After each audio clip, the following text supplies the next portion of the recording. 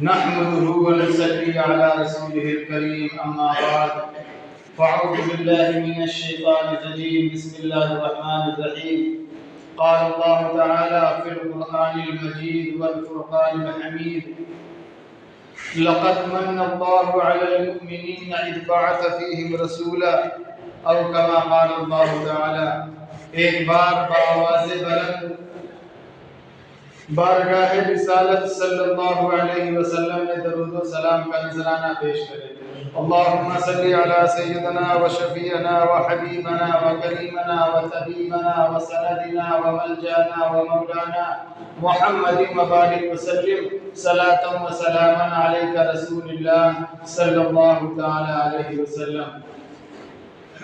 معزز سامعین کرام، اللہ رب العزت کا بے انتہا کرم اور احسان ہوا کہ اللہ رب العزت نے جمعے کا مبارک دن عطا فرمایا اور اپنے سامنے سجدہ کرنے کے لیے اللہ رب العزت نے اپنے گھر میں آنے کی توفیق نصیب فرمائی اور اس سے پہلے کچھ دیر دین کی باتیں کہنے سننے کی اللہ رب العزت نے توفیق نصیب فرمائی۔ اللہ پاک سے دعا ہے کہ اللہ پاک ایسی بات کہلا دے جو کہنے والے کے لیے بھی نفع بخش ہو اور سننے والے کے لیے بھی نفع بخش ہو۔ روزانہ بہت ساری باتیں کہی سنی جاتی ہیں، ان کا مقصد یہ ہے کہ ہماری زندگی میں بدلاؤ آ جائے۔ آج تک ہم اپنی منچاہی زندگی گزار رہے تھے، اپنی اس منچاہی کو چھوڑ کر رب چاہی زندگی گزارنے والے بن جائیں۔ ابھی اس وقت ہمارے اوپر جو مہینہ سایہ فگن ہے، ربیع الاول کا مہینہ، گزشتہ 2-3 جمعوں سے تقریباً یہ تیسرا جمعہ ہے۔ ربیع الاول کے بارے میں اور پیارے آقا حضرت محمد رسول اللہ صلی اللہ علیہ وسلم کی پیدائش مبارک اور آپ کی مبارک زندگی کے کچھ حالات آپ حضرات کو میں نے سنائے۔ اللہ پاک ہمارے سنانے کو بھی قبول فرمائے اور آپ لوگوں کے سننے کو بھی قبول فرمائے اور ہمیں بھی اور آپ لوگوں کو بھی اللہ عمل کی توفیق عطا فرمائے۔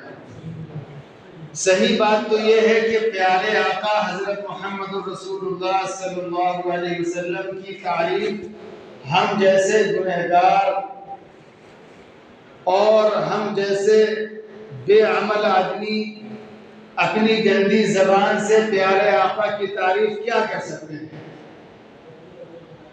لیکن کرتے اس لیے ہیں کہ شاید یہ ہمارا بے ترتیب پیارے آقا کا ذکر کرنا، پیارے آقا کی تعریف بیان کرنا شاید اللہ کو کچھ پسند آ جائے اور اللہ پاک قیامت کے دن بلا کر کے یہ اعلان کر دے کہ کہاں ہے بلاؤ میرے اس بندے کو، کہاں ہے بلاؤ میرے اس ناکارہ بندے کو جو دنیا کے اندر میرے نبی کی تعریف کیا کرتا تھا، لاؤ آج اس کو اپنی رحمت سے سرفراز کر دوں۔ اللہ اس زمرے میں ہمارا بھی نام آ جائے اور آپ لوگوں کا بھی نام آ جائے، اس لیے پیارے آقا کا ذکر مبارک کیا جاتا ہے۔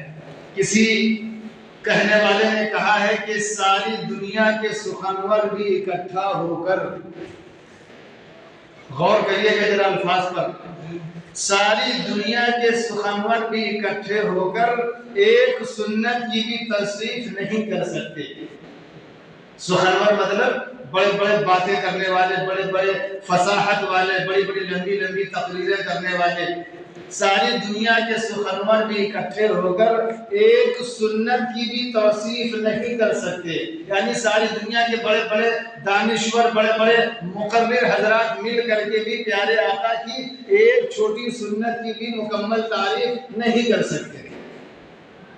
تو شاعر کہہ رہا ہے کہ ساری دنیا کے سخنور بھی اکٹھے ہو کر ایک سنت کی بھی توصیف نہیں کر سکتے، ہمیں پیارے آقا کے چہرے مبارک تو بہت دور کی بات، پیارے آقا کے چہرے مبارک تو بہت دور کی بات، پیارے آقا کی جوتے کی بھی تعریف نہیں کر سکتے۔ پیارے آقا کا جوتا مبارک بھی اتنا قیمتی ہے کہ ساری دنیا کے جو ہے بڑے بڑے دانشور لوگ مل کر کے بھی، بڑے بڑے مقرر مل کر کے بھی پیارے آقا کے جوتا، اور جوتا بھی چھوڑیے، جوتے میں جو نیچے خاک لگ جاتی ہے، مٹی لگ جاتی ہے، اس کی بھی تعریف نہیں کر سکتے۔ کہہ دیجیے سبحان اللہ۔ یہ ہے میرے آقا کا مقام، اور اس سے بڑھ کر میں کیا کہوں کہ اللہ ہی جانتا ہے محمد کا مرتبہ، ہم نہیں بیان کر سکتے، ہم نہیں کہہ سکتے۔ اللہ جانے کہ جو ہے اللہ نے اپنے محبوب کا کیا مقام بنایا۔ بہرکیف اللہ رب العزت نے دنیا میں انسانوں کو پیدا کیا اور بے شمار نعمتوں سے اللہ رب العزت نے نوازا۔ قرآن میں جگہ، بلکہ قرآن میں 2 جگہ اللہ رب العزت نے بادشاہ فرما رہا ہے وَإِن تَعُدُّوا نِعْمَةَ اللَّهِ لَا تُحْصُوهَا، کہ تم سارے کے سارے مل کر جو ہے تمہاری عمریں ختم ہو جائیں گی، لیکن ہماری ایک نعمت کو تم گن نہیں سکتے۔ اللہ رب العزت کی نعمتوں کو کوئی گن نہیں سکتا، بے شمار نعمتیں اللہ رب العزت نے اپنے بندوں کو عطا فرمائی، لیکن کبھی اللہ رب العزت نے نعمتیں دے کر بندوں پر احسان نہیں جتلایا کہ ہم نے تم کو یہ دیا، یہ دیا، کھانا دیا، یہ دیا، کچھ نہیں بتلایا۔ ایک نعمت اللہ رب العزت کی ہے کہ اللہ رب العزت نے فرما رہا ہے کہ ہم نے مومنین پر احسان فرمایا، ہم نے تم لوگوں پر احسان فرمایا کہ تمہیں میں سے ہم نے رسول پیدا فرمایا، محمد رسول اللہ صلی اللہ علیہ وسلم۔ پتہ ہی چلا کہ ہم حضور پاک علیہ السلام کے امتی ہیں، یہ جو ہے یہ اللہ رب العزت کا بہت بڑا انعام ہے۔ ہم نے کوئی جو ہے اپلیکیشن نہیں دیا تھا اللہ رب العزت کی بارگاہ میں کہ ہم کو اللہ پاک محمد رسول اللہ کی امت پیدا فرمایا۔ اللہ چاہتا تو کسی نبی کی امت پیدا کر دیتا۔ اللہ رب العزت کی نگاہ میں اللہ ہماری کچھ قیمت ہے، کچھ بھاؤ ہے، کچھ لگاؤ ہے کو اللہ سے، اس لیے اللہ رب العزت نے محمد رسول اللہ کا امتی ہمیں بنایا۔ آپ لوگ سوچ رہے ہوں گے امتی بننا کوئی ہوگا چھوٹا موٹا پد جو اللہ رب العزت نے دے دیا، نہیں، بہت بڑا پد ہے۔ جن لوگوں کو اس پد کی قیمت تھی ان لوگوں نے اللہ رب العزت سے دعا کی، نبی دعا کر رہا ہے وقت کے نبی، اے اللہ ہمیں اس نبی کا امتی بنا دیجیے، اس آخری نبی کا امتی بنا دیجیے، ہمیں نبی دعا کر رہا ہے۔ اللہ نے فرمایا کہ میرے نبی ہم نے اس امت، ہم نے اس کیا کہتے ہیں کہ اس امت کا نبی بھی جو ہے پہلے سے طے کر رکھا ہے، اور اس نبی کے امتی بھی پہلے سے ہم نے طے کر رکھے ہیں۔ امتی ہونا یہ ہمارے لیے بہت بڑے فخر کی بات ہے، بہت ہم بڑے فخر سے کہیں کہ ہم حضرت محمد رسول اللہ صلی اللہ علیہ وسلم کے امتی ہیں۔ اور پیارے آقا کو اپنے امتیوں سے کتنی محبت ہی معلوم ہے۔ پیارے آقا حضرت محمد رسول اللہ صلی اللہ علیہ وسلم کو اپنے امتیوں سے اتنی محبت ہی، میں ایک واقعہ بتلاؤں گا، اندازہ لگے گا کہ ہمارے نبی ہم کو کتنا چاہتے تھے۔ ایک مرتبہ اما عائشہ رضی اللہ تعالی عنہ درخواست کر رہی کہ یا رسول اللہ ہمارے لیے مغفرت کی دعا فرما دیجیے۔ پیارے آقا نے اما عائشہ رضی اللہ تعالیٰ عنہ کی دعا فرمائی کہ اللہ حضرت عائشہ کی مغفرت فرمائے۔ اس مبارک دعا کو سن کر کے اما عائشہ رضی اللہ تعالیٰ عنہ بہت خوش ہوئی، اور خوشی کے مارے اما عائشہ رضی اللہ تعالیٰ عنہ کو ہنسی آ گئی، اور اتنی زور سے ہنسی کہ اما عائشہ کا سر مبارک جو ہے کیا کہتے ہیں کہ ان کی گود میں لگ گیا۔ تو انسان زیادہ خوش ہوتا ہے تو ذہنیت کمی بیٹھے ہوں اور ہنسی کی بات انسان ہنسنے کے بعد لوٹنے لگتا ہے، یہ حالانکہ بہتری ہے۔ اما عائشہ تو ایسا نہیں کر سکتی ہیں، لیکن اتنا خوش ہوئی کہ ہنستے ہنستے ان کا گود سر جو ہے سر مبارک ان کی گود میں جا لگا۔ پیارے آقا پوچھتے ہیں کہ عائشہ کیوں خوش ہو رہی ہو؟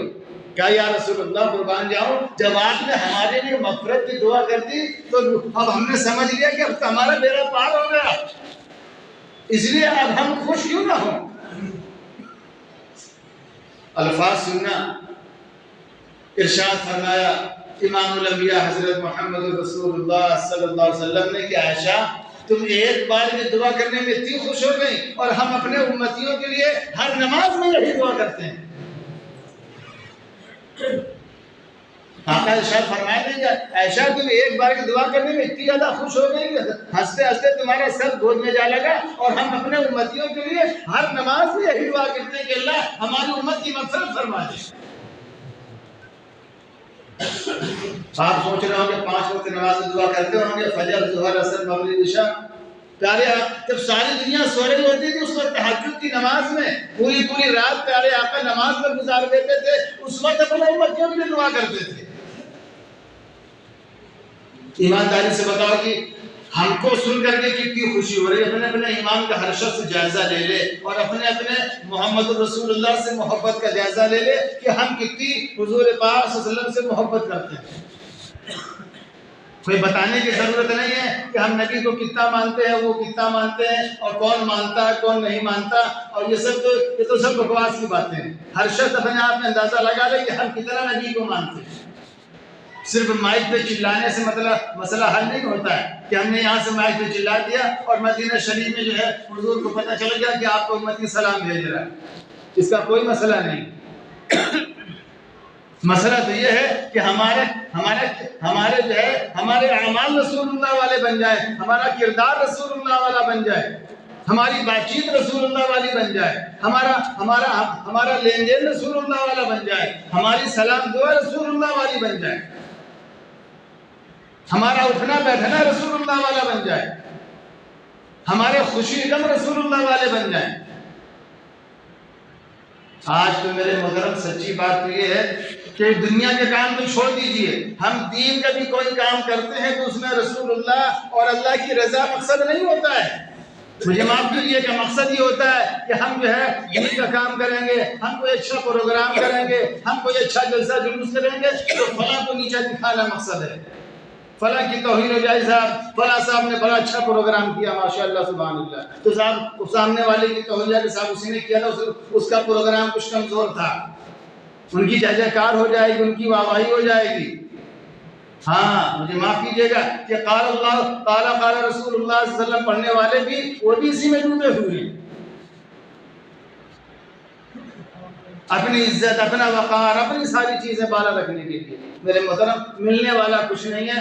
دنیا میں تو لوگ تعریف کر دیں گے کہ ہاں بھائی فلاں شخص نے بڑا اچھا کام کیا، بڑا اچھا پروگرام کیا، لیکن اللہ کے یہاں کوئی بھاؤ نہیں ہوگا، کیونکہ اللہ کے یہاں تو پیور چیز، اخلاص والی خالص چیز اللہ پسند کرتا ہے۔ اللہ پاک ہے، اللہ پاک چیزوں کو، پاک اعمال کو ہی پسند کرتا ہے۔ اگر ہمارے اعمال میں کھوٹ ہو گئی، دکھلاوا ہو گیا، کسی کی اونچ نیچ کا معاملہ ہو گیا، کسی کی عزت بے عزتی کا مسئلہ دل میں آ گیا، اللہ ایسے کسی عمل کو اللہ قبول ہی نہیں کرتا ہے۔ ہاں دنیا میں تو کچھ لوگ تعریف کر دیں گے، دنیا میں تو سب کو کچھ نہ کچھ لوگ تعریف کر ہی دیں گے۔ اس زمانے میں فرعون کی بھی کچھ لوگ تعریف کیا کرتے تھے، کسی زمانے میں کچھ لوگ ہٹلر کی بھی تعریف کیا کرتے تھے، وہ ایک الگ مسئلہ ہے۔